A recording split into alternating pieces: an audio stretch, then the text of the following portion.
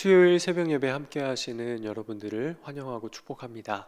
우리 찬송가 286장 함께 찬양하겠습니다.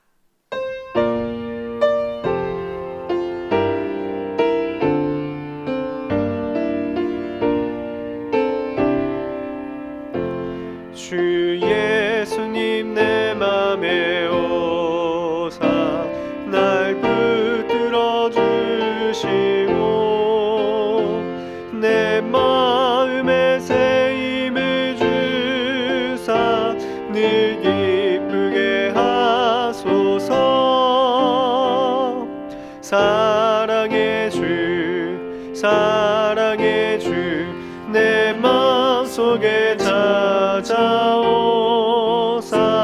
내 모든 죄 사하시고 내 상한 맘 고치소서.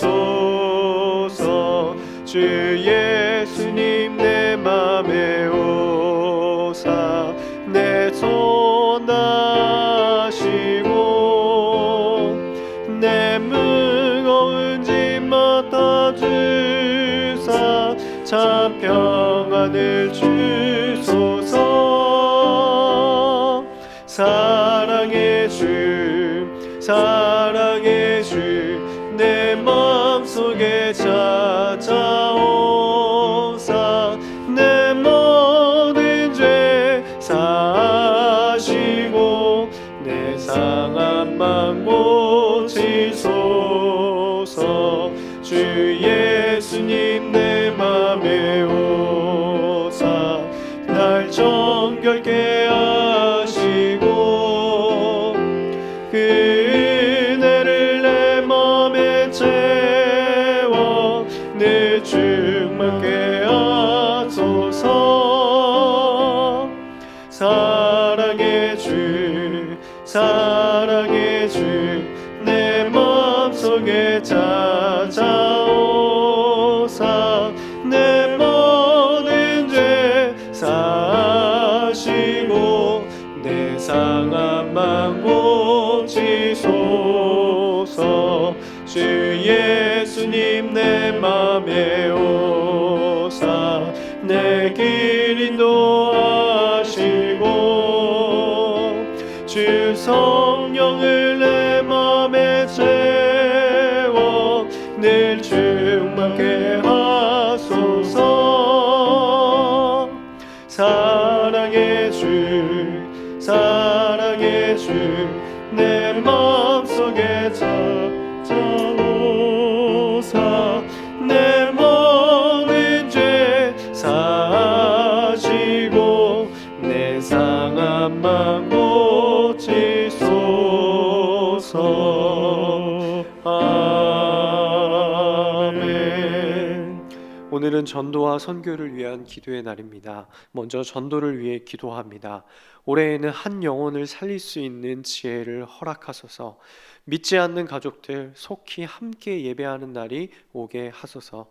우리 교회에서 협력하는 53사단을 지켜주시고 군 선교회를 통해 믿지 않는 군인들이 예수님을 인정하는 부흥이 일어나게 하소서. 두 번째로 선교를 위해 기도합니다. 각 목장과 부서가 선교지와 소통하며 기도하고 후원하는 것을 통해서 선교지가 더욱 힘을 얻고 적절하게 채움받게 하소서. 서정환 손세영 선교사님, 코로나 상황 속에서도 치앙마이 그레이스풀 교회와 또 태권도 선교 사역이 견고히 세워지게 하소서. 우리 전도와 선교를 위해서 함께 기도하며 나아가겠습니다. 하나님, 이 시간 우리가 전도를 위해 기도합니다. 올해에는 한 영혼을 살릴 수 있는 지혜를 허락해 주시기를 원합니다. 우리가 영혼 전도하는 것을, 구원하는 것을 가장 큰 목적으로 삼고 하나님, 우리가 그 한 영혼을 살릴 수 있도록 하나님 기회를 주시고 지혜를 주시고 상황을 허락하여 주시옵소서. 하나님, 우리 가족들 가운데 아직 믿지 않는 영혼들이 있습니까? 하나님, 그들에게 예수 그리스도의 마음에 그 예수 그리스도를 영접하는 일이 일어날 수 있도록 하나님 도와주시옵소서. 그래서 우리가 수년간 수십 년간 기도해 기도해왔던 그 기도의 제목들이, 그 응답들이 우리 가족들의 영혼들이 살아남으로 일어날 수 있도록 아버지 도와주옵소서. 우리 교회 섬력하는 53사단을 하나님 지켜주시고, 또 군선교회를 통해서 믿지 않는 군인들이 예수님을 깨닫고 예수님을 알 수 있는 기회를 얻고 또 예수님을 인정하는 진정한 공이 일어나게 하여 주옵소서. 그래서 우리 부대 안에 많은 우리 형제들이 또 자매들이 또 함께 예수 그리스도를 믿고 또 주님의 백성들로 돌아오는 역사가 일어나게 해 주옵소서. 또 선교를 위해 기도합니다. 각 목장과 부서가 선교지와 연결되어 있습니다. 우리 교회 파송 선교사님들과 소통하고 있습니다. 기도하고 있습니다. 후원하고 있습니다. 하나님, 이것을 통하여 선교지가 더욱더 힘을 얻게 하여 주시고 가장 적절하게 체험받는 일들이 날마다 일어날 수 있도록 하나님 도와주시옵소서. 하나님, 또 우리 태국의 서종환 손세영 선교사님 코로나 상황 속에서도 치앙마이 그레이스풀 교회를 붙들어 주시고 또 태권도 선교 사역이 견고히 세워질 수 있도록 하나님 붙들어 주시기를 원합니다. 하나님, 그래서 이 사역에 우리 함께하는 또 우리 청년들과 또 그 현지의 그 사역자들 하나님 붙잡아 주셔서 하나님 그들에게 가장 적절하고 또 가장 필요한 것들이 날마다 채워질 수 있도록 또 부흥의 역사가 날마다 일어날 수 있도록 하나님 도와주시옵소서. 이 모든 말씀 예수님의 이름으로 기도드립니다. 아멘. 오늘 우리에게 주시는 하나님의 말씀은 누가복음 15장 1절에서 7절 말씀입니다. 누가복음 15장 1절에서 7절입니다. 모든 세리와 죄인들이 말씀을 들으러 가까이 나아오니 바리새인과 서기관들이 수군거려 이르되 이 사람이 죄인을 영접하고 음식을 같이 먹는다 하더라. 예수께서 그들에게 이 비유로 이르시되 너희 중에 어떤 사람이 양 100마리가 있는데 그 중에 하나를 잃으면 99마리를 들에 두고 그 잃은 것을 찾아내기까지 찾아다니지 아니하겠느냐. 또 찾아낸즉 즐거워 어깨에 메고 집에 와서 그 벗과 이웃을 불러 모으고 말하되 나와 함께 즐기자. 나의 잃은 양을 찾아내었노라 하리라. 내가 너희에게 이르노니 이와 같이 죄인 한 사람이 회개하면 하늘에서는 회개할 것 없는 의인 99으로 말미암아 기뻐하는 것보다 더하리라. 아멘.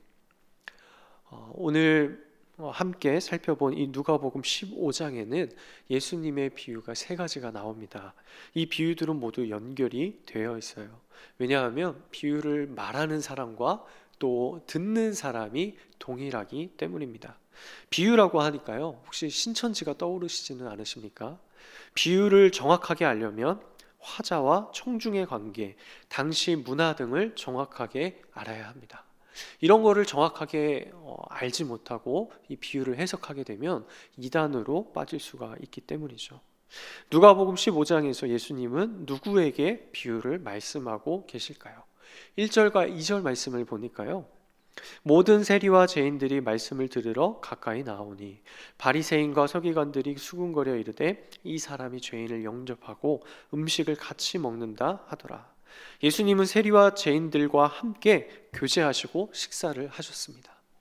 유대인에게 함께 식사한다는 것은 정말 중요한 의미가 있는데요, 함께 식사의 자리에 앉아서 음식을 먹는 것은 상대방을 자신의 공동체, 한 가족으로 인정하는 공식적인 의미가 있는 행위였습니다. 시편 23편에 보면 다윗은 이렇게 고백하죠. 주께서 내 원수의 목전에서 내게 상을 차려주시고, 여기서 상은 공을 치하하는 상을 말하는 것이 아니고요, 밥상을 의미합니다. 하나님께서는 내 원수가 보는 앞에서 나에게 밥상을 차려주시고 함께 식사하자고 초대하고 계시는 거예요. 이것이 어떤 의미냐면요, 원수들 보고 이 광경을 보라는 것입니다. 나는 너희 원수들이 감히 대적할 수 없는 그런 존재다. 하나님과 같은 공동체, 하나님과 같이 상을 마주하는 그런 존재다. 그러니까 나를 건드리면 안 된다라고 말하는 것이죠. 이처럼 식사를 함께 한다는 것은 한 공동체, 가족이라는 의미였습니다. 세리는 로마 정부를 위해서 일하는 그런 유대인이었는데요, 로마 정부 밑에서 동족인 유대인들에게 세금을 걷었습니다. 사회에서는 도덕적인 탕자로 취급받았습니다. 더욱이 이방인들의 돈을 만지고 또 이방인들과 접촉하는 사람들로 인식이 되었어요. 그래서 유대인들은 세리를 죄인이라고 취급하였고요, 함께 교제하지 않았습니다. 식탁을 세리와 함께 한다는 것 상상도 할 수 없었습니다. 정통 유대인이신 예수님 주변에는 세리와 죄인들이 몰려들었습니다. 그리고 예수님의 말씀의 가르침을 받았죠. 그런데 신기하게도 예수님께서는 그들과 함께 교제하고 음식을 먹는 거였어요. 당시 최고 종교 지도자들이었던 바리새인과 서기관들은 예수님이 못마땅해졌습니다. 예수님은 전통 유대인답게 품격 있게 행동하지 않고 항상 세리와 죄인들과 또 창기들과 이런 자들과 함께 다니더니 심지어 식사까지 한다고 불만이 있었던 것이죠. 2절에 수군거렸다라는 것은 불평불만했다라는 의미입니다. 그러자 예수님께서 불평불만하고 있는 바리새인과 서기관들에게 이 누가복음 15장에 나오는 세 가지 비유를 연달아서 말씀하셨어요. 오늘 본문의 비유는 바리새인과 서기관들에게 하신 말씀입니다. 그렇다면 이 말씀을 이해하기 위해서는 바리새인과 서기관들이 이 비유의 말씀을 들을 때 그 마음이 어떤 심경의 변화가 일어나는지, 태도가 어떻게 바뀌는지 청중의 입장에서 우리가 생각해 보아야 할 것 같아요. 그리고 이 예수님의 마음, 예수님의 말씀의 기초에서 우리의 기도 제목을 삼았으면 좋겠습니다. 첫 번째로 기도의 제목을 삼고자 하는 것은 99이 아니라 하나의 관점으로 살게 하소서입니다. 예수님은 이른 양 비유를 말씀하시죠. 어떤 사람에게 100마리의 양이 있었는데요, 그런데 그 중에 한 마리를 잃어버리게 된 거예요. 만약 여러분이 이런 상황에 처했다면 어떻게 하시겠습니까? 아직 99마리의 양이 있기 때문에 한 마리쯤은 잃어버려도 괜찮지 않겠습니까? 양을 또 다시 낳으면 되고요, 아니면 또 사와도 되는 것 아닙니까? 그런데 양의 주인은 99마리의 양을 들에 두고요, 잃어버린 한 양을 찾기 위해 길을 나섭니다. 결국에는 잃어버린 양을 찾았고요, 집으로 돌아와서 주변에 그 기쁨을 주체하지 못하고 친구들과 이웃들을 불러서 잔치를 여는 것이죠. 이 비유의 말씀 가운데 두 가지 숫자가 대비되고 있습니다. 그것은 무엇이냐면 99과 하나입니다. 이 둘은 단순히 양의 차이로 구별될 수는 없습니다. 예수님께서 이 비유로 바리새인들과 서기관들에게 말씀하시고자 하는 것은 무엇일까요? 가만히 생각을 해보면요, 99은 하나가 99개가 있어야 되는 거 아니에요? 그러니까 99도 소중하고 또 하나도 사실은 소중한 것이죠. 더구나 99마리의 양을 들에 놓고 갔을 때 위험한 일이 생길 수도 있는데 예수님은 하나를 찾아간 것을 강조하십니다. 왜 예수님께서는 하나를 강조하실까요? 오늘 본문 7절 말씀에 보니까요, 이렇게 말씀합니다. 내가 너희에게 이르노니 이와 같이 죄인 한 사람이 회개하면 하늘에서는 회개할 것 없는 의인 99으로 말미암아 기뻐하는 것보다 더하리라. 자, 여기서 말씀하시는 99은 누구입니까? 하늘에서 회개할 것 없는 의인입니다. 이것은 누구를 가리키는 것일까요? 바리새인과 서기관들을 말합니다. 회개할 필요가 없다는 것은 죄가 없다고 말씀하시는 것이 아니죠. 위장된 안전지대에서 특권을 누리며 자신들을 의롭다고 여기는 사람들, 바리새인과 서기관들을 말합니다. 그렇다면 하나는 누구를 가리킬까요? 오늘 본문 7절에서는 죄인 한 사람을 말합니다. 죄인 한 사람은 누구를 말씀하는 것입니까? 예수님과 함께했던 세리와 죄인들을 말하는 것이죠. 이들은 내세울 것이 없고요, 사람들의 비난을 받는 자들이지만 예수님을 진정으로 마음에 영접한 사람들입니다. 예수님을 받아들이고 돌이킨 자들이에요. 이 한 명의 죄인이 회개하면 하나님은 99명의 바리새인과 서기관들보다 더 기뻐하신다고 말씀하고 있는 것입니다. 사랑하는 성도 여러분, 우리의 관점은 어디에 있습니까? 99에 있습니까? 아니면 하나에 있습니까? 99과 하나는 수적인 개념이 아니죠. 예수님께서 비유하시는 99과 하나는 자신이 의인이다 생각하며 예수님을 배척하는 99과 자신에게는 아무것도 없음을 깨닫고 오직 예수 그리스도께 돌이킨 하나를 의미합니다. 이 둘 중에 예수님은 하나를 기뻐하신다고 말씀하고 있는 것이죠. 우리의 삶은 99입니까? 아니면 하나입니까? 우리는 99을 바라보며 기뻐하는 삶을 살고 있습니까? 아니면 하나로 돌이키기 위해 안간힘을 쓰고 계십니까? 바라기는 우리가 99이 아니라 하나의 관점으로 살아가기를 소망합니다. 두 번째로 기도의 제목을 삼고자 하는 것은 찾아가는 삶을 살게 하소서입니다. 100마리의 양이 있었는데요, 그 중에 한 마리를 잃어버렸어요. 그런데 잃어버린 양이 스스로 마치 우리나라의 진돗개 마냥 집으로 찾아왔나요? 아닙니다. 양은 굉장히 심한 근시를 갖고 있거든요. 양은 목자의 음성을 듣고 방향을 잡아요. 그리고 자기의 바로 앞에 있는 앞에 양의 엉덩이에 자기의 얼굴을 파묻고 그 앞을 보면서 졸졸 따라가는 거예요. 그러니까 양 혼자서는 절대로 집으로 찾아올 수 없습니다. 주인이 양을 찾아가는 거예요. 그리고 어깨에 메어서 돌아오는 것이죠. 오늘 본문 7절을 다시 한번 보면요, 내가 너희에게 이르노니 이와 같이 죄인 한 사람이 회개하면 하늘에서는 회개할 것 없는 의인 99으로 말미암아 기뻐하는 것보다 더하리라. 자, 한번 보세요. 찾는 건 누가 찾았습니까? 주인이 찾았는데 누가 회개했다고 말씀하고 있는 거예요? 양이 회개했다고 말씀하세요. 이게 좀 이상하잖아요. 그러니까 회개의 주도권이 누구에게 있는 것입니까? 주인입니다. 양에게 있는 것이 아닙니다.